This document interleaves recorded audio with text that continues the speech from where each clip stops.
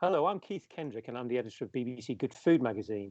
And I'm joined today by Good Food and Knowledge food director Cassie Best. Cassie is here to talk to us about gingerbread and three great ways to work with gingerbread. So, hi, Cassie, how are you doing? I'm great, Keith. How are you doing? Very, very good. In the festive spirit at long last, Absolutely. I've been in a festive spirit since about June, I think. That's when we started planning good food, wasn't it? So, which is on the shelves now, and it's an absolutely fantastically rich, packed, diverse, wonderful issue for all your Christmas ideas. So, and one of these things that we always go to at this time of year is gingerbread. What is gingerbread, and what can you tell us about working with it? So yeah, gingerbread is huge for good food. The searches for gingerbread just go through the roof at this time of year, right the way up to Christmas. Um, so gingerbread is it can be lots of different things really. It's a very, very old recipe, gingerbread. So it dates back thousands of years. And it can range from the very thin kind of brittle biscuits that you see, the Scandinavian biscuits, right the way through to softer biscuits and cake as well, gingerbread kind of cake. So there's a whole spectrum of gingerbread out there, and it's basically anything that's spiced with ginger. It usually contains some molasses or some really dark, sticky sugar to give it that lovely molasses flavour, perhaps some treacle, and it often contains other spices as well, so maybe some nutmeg or some cinnamon or some mixed spice. Yeah, there's loads of different varieties of gingerbread out there. And I've been doing a lot of research recently about gingerbread because I'm hosting a gingerbread webinar soon. Yeah. So I discovered that people started making gingerbread houses specifically around the 1800s when the Grimm brothers' tale of Hansel and Gretel was written.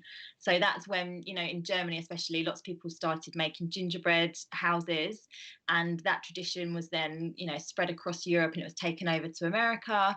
And now it's just one of the most popular kind of family activities that you can do during the holidays, isn't it? Making a gingerbread house with the family. It's a lovely thing Yeah, to do. especially if you really enjoy mess and cleaning up. Absolutely, I'd Yeah. always do it with my kids. And I've always made gingerbread houses, but I used to, I remember making these really beautiful, ornate houses and all the sides fit together perfectly. And now that's just gone out the window. I've got a 3-year-old and a 1-year-old. And as soon as I step foot in the kitchen, my 3-year-old, jumps in there with me, and she just wants to attack everything I make. So the gingerbread houses that we make these days are very different to the ones I used to make. Yeah, more like ruined castles kind of thing. Yeah, kind of crumbling walls and icing dripping off the side. So what's one of the first things that we need to know about making a great gingerbread house? What about the dough? Talk us through that.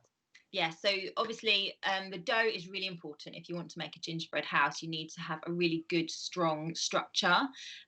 So the great thing about gingerbread dough is that it's quite forgiving. It's not one of these, soft, crumbly, buttery biscuits that you need to be quite delicate with when you're working with it. You can roll it and re-roll it because you want that toughness in the dough. So it's a really forgiving dough to work with, which is great, and it's great if you're baking with kids. Um, how thick you roll it is really important. If you roll it too thin, then it's going to be quite brittle and it will break really easily. So you want between kind of half centimeter to a centimeter thick when you're rolling the dough.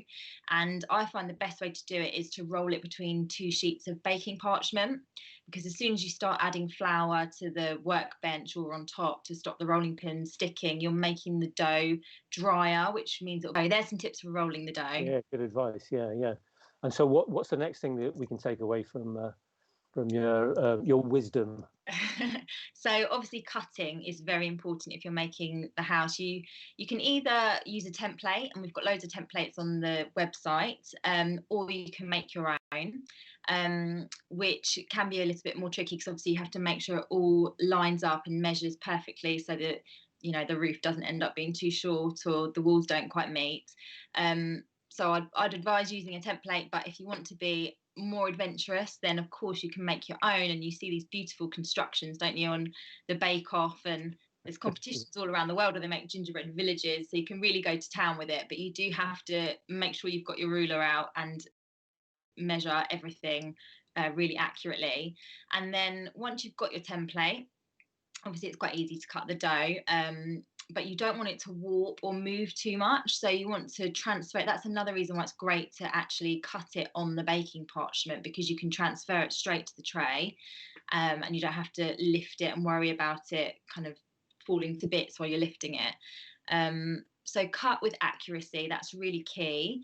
And then a great tip is to actually recut the dough once you've baked it. So as soon as you take the pieces of gingerbread out of the oven, it will still be quite soft, and you can just pop the template back on top and use a really sharp knife and your ruler again to just recut the sides, because they will kind of spread a little bit in the oven, and you want really nice sharp sides for a gingerbread. And That that sounds really interesting. And I guess the final point would be about, gluing it together and decorating it. Yeah. So to glue it together, you want to use a good royal icing or something with some egg white in it, preferably, because that's got a bit more stability than, just a glacé kind of icing, sugar icing. So go for a royal icing if you can. If you're allergic to egg whites, which my daughter is, so we can't use it, you can just use a glacé icing, but just make sure it's nice and thick. And I tend to glue the house together and leave it overnight, just propped up with some tin cans. So obviously the roof is the dangerous part that could easily slide off. So I just tend to pop some cans or anything that's, the right height to just hold the pieces in place overnight, and just give it a chance to really set up before you decorate it. Because that's the really tricky bit, isn't it, about making the gingerbread house, is it tends to be quite difficult to get everything, all the pieces to stay in place without slipping and falling apart. So I'd say leave it overnight to set, and then the next day you can go crazy with the decorating. Yeah. When would you do a gingerbread house? When would you present it? Would it be Christmas Day, or would it be, you kind of snap off a bit throughout the kind of the holiday period? Yeah, I mean, the lovely thing about gingerbread is it keeps really well. So that's why, it's perfect for making a house and keeping it as a decoration, or you can make decorations for the tree. It keeps for a good 3 weeks to a month, really. Yeah. So you can make it now, and it's nice to just have it in the house for a little while as a decoration, and then Decoration. you can start nibbling on it a few weeks down the line. So that's what I tend to do. I wouldn't present it on Christmas Day, because there is enough food going on Christmas Day, isn't there? So I'll probably make mine in the next couple of weeks, and then I'll have it on the table as a pretty decoration for a week or so, and then we'll start snapping bits off and enjoying it in the lead up to Christmas. What a great thing to do with the family, to get in the mood and really kind of focus the mind. It's going to be fantastic. Cassie, Yeah. thanks for joining me today. Cassie's got he's doing a webinar about making a fantastic gingerbread house. You can find details of that on bbcgoodfood.com, where you can also find lots and lots of gingerbread recipes, both festive and to keep you going through the year. And as Cassie said, lots of templates. So if you're not brave enough to tackle your own project, we've done all the architecture design for you. So have a great Christmas. Thanks for joining me, Cassie. Thank you. Bye.